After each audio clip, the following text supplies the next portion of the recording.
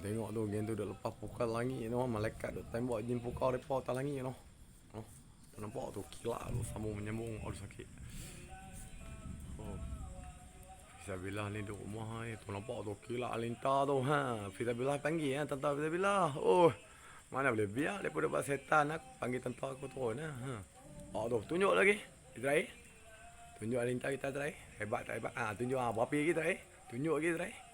Depa ni nak lawan dengan aku Israel, aku tak boleh. Israel libah kali dengan saya Israel tu. Jibril, tolong Sat Jibril. Atok depa Sat malam ni api neraka ke, api apa ke, duk dalam neraka tu bawa mai kat Malaysia ni, aku tak boleh aku. Depa duk cabang aku ni Israel. Aku geram ni Israel. Depa jadi setan duk lepas jin pukau naik langit duk jadi setan Dia mengamuk sekali Israel, hebat gila sekali Israel. Dia turun bala tentang berbilion-bilion kat Kedah ni, depa duk buat bala kat Kedah tau. Lepas setan Israel Okey, assalamualaikum untuk Rasulullah. Tengok kuasa Allah Taala hebat Fisabilillah tak keserangan. Fisabilillah ada tentang langit, ramai di langit Apa yang cabang aku lagi tentang Dajjal Apa yang cabang aku lagi, tunjuk Israel. Tunjuk lagi kuasa kita Israel.